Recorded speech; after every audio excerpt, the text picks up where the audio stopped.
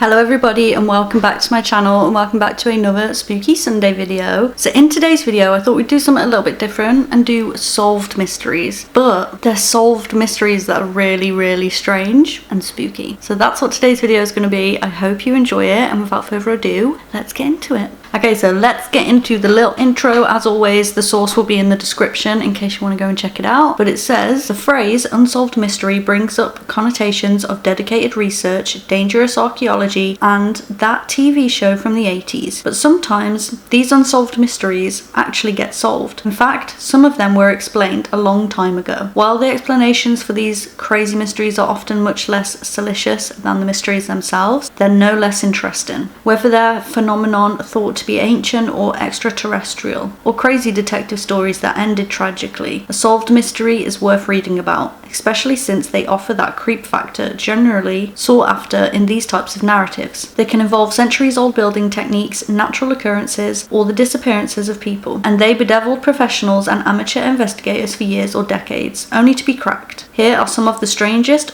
solved mysteries and what really happened in these cases. Okay, so this one's called The Bloop, and I'll insert the picture that's on the page as well so you can have a look at it. But it says, the bloop was the name given to an extremely powerful underwater sound detected by the National Oceanic and Atmospheric Administration in 1997. Detected in a remote part of the Pacific Ocean off the southern tip of South America. The bloop was an ultra-low frequency burst of noise that could be heard through hydrophones almost 3,000 miles away. Scientists had no idea what it was and theorized everything from calving ice in Antarctica to an iceberg dragging along the ocean floor, to a whale, and even to some unknown sea cryptid? I think that's what it says. It wasn't until 2012 that scientists agreed upon an explanation for the bloop. The sound was matched to a known ice quake, and it was eventually narrowed down to the crash of disintegrating icebergs somewhere between Bransfield Straits and Ross Sea in Antarctica. So yeah, kind of like a normal ending, but a crazy mystery, because the fact that people thought it was a crazy sea creature is really interesting. Imagine if it was just some massive sea creature that we hadn't discovered yet. That would have been so cool. But just a pretty normal ending to the bloop. Okay, so this one is called The Death of Bill Sparkman. In September 2009, the body of teacher and US Census field rep Bill Sparkman was found tied to a tree in rural Kentucky, naked except for his socks. His hands, feet, and mouth were bound with duct tape. Most mysteriously, the word "Fed" was written on his chest in felt tip marker. The death was immediately blamed on local residents with an anti-authoritarian bent, especially given the controversy about political activism group Acorn being involved with the census. While media and pop culture speculation centered on lurid anti-Obama and anti-government conspiracies, the Kentucky State Police came out with a much more believable explanation. Sparkman was a cancer survivor, but likely believed his cancer had returned. He committed suicide and staged it to look like a homicide in order to collect a $600,000 life insurance policy which would go to his family. Listen, if he committed suicide, how the hell was he tied to a tree? His hands and feet and mouth were bound with duct tape. So did he just starve to death on the tree? And once he bound himself with duct tape, where was the duct tape? Because you would obviously throw the empty roll away. Like, where is the evidence for this? That is a really bizarre way to commit suicide, and a hard way to commit suicide to look like a homicide. Like, how are you going to bound yourself to a tree and your hands and feet? Like, it makes no sense to me. You're out here like, oh, they have a much more believable explanation. How is that more believable? It would make sense that he wants money and all this and whatever else, but bound to a tree, all that other stuff makes no sense to me. Let me know what you think, but I don't understand how that's a more believable explanation. This one says, why the Mayans? Oh, I feel like I'm pronouncing that wrong. Mayans vanished. It's one of the most prominent societal collapses in human history. The Mayans seemingly abandoned their complex civilization and disappeared into the Central America jungle. For centuries, people puzzled over the disappearance, theorizing everything from internal peasant revolt to conquest by outside and unknown people to a UFO holocaust. It wasn't until 2005 that a legitimate theory was put forward to explain what happened. A theory confirmed in 2012. The Mayan civilization collapsed due to self-created environmental disaster. The Mayans chopped down too many trees, which reduced the land's ability to absorb solar radiation. This made rainfall more scarce,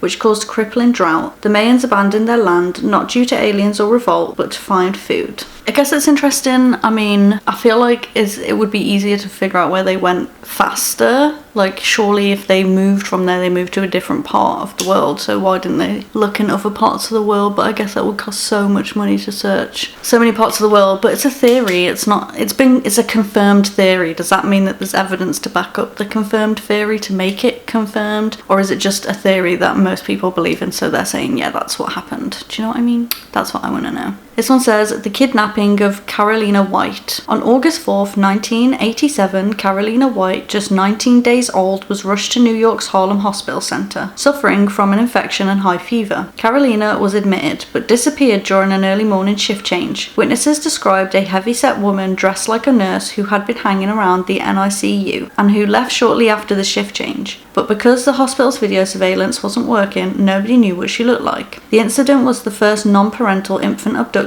in New York history. A reward was set up for White's return, but she was never found. The parents sued the hospital and won a settlement and eventually split up. The case remained cold for decades. For the next 23 years, Carolina was raised under a new name by Connecticut resident Ann Petway. After becoming suspicious of her mother's inability to provide birth documents, as well as the lack of resemblance between the two, Carolina began researching on the internet and found baby photos that resembled her likeliness as an infant. She called the National Center for Missing and Exploited Children and was reunited with her birth parents in 2000. Petway disappeared but eventually turned herself in and pled guilty to kidnapping. She's currently serving a 12-year sentence. What the heck? Like, imagine being raised by someone for 23 years and then finding out that they literally kidnapped you from a hospital.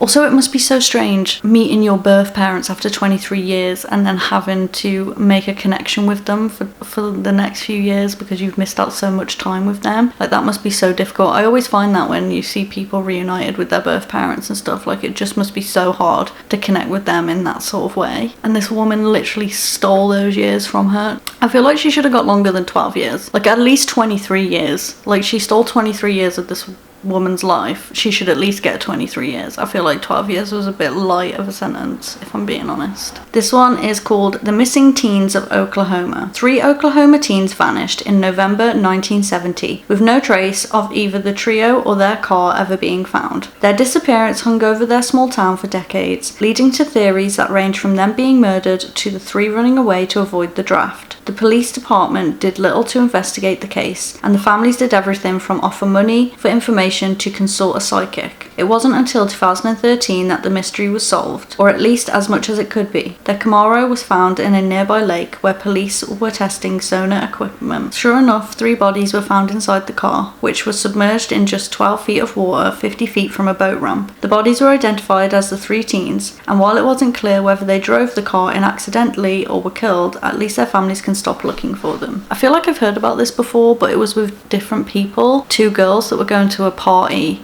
and then they were found years later in the car and they crashed into a lake. So it's really weird that it's happened more than once to teenagers, so I wonder what's going on and why that has happened. But yeah, I've definitely heard about that before. I kind of like doing the solved videos because it's an interesting mystery but you get an answer at the end. Sometimes doing unsolved mysteries is really irritating because you want to know what happened to either the person or the event or whatever else. I'm kind of enjoying doing solved mysteries, so let me know if you're enjoying it as well. This next one says, a man missing for 9 years spotted on Google Maps. 72-year-old David Lee Niles disappeared after leaving a bar in Byron Township, Michigan. Missing since 2006, Niles had been suffering from both cancer and depression, so his family had assumed he'd taken his own life, even putting out an obituary for him in 2011. It took 9 years for them to figure out what happened, but the answer would turn out to be startlingly obvious. A maintenance worker installing Christmas lights with a crane on a nearby funeral home saw a car in a small lake nearby, and police divers confirmed that it was Niles when they found his wallet. The twist is that the car was clearly visible on Google Maps. Anyone looking at the lake could have seen it. And then this is the picture. So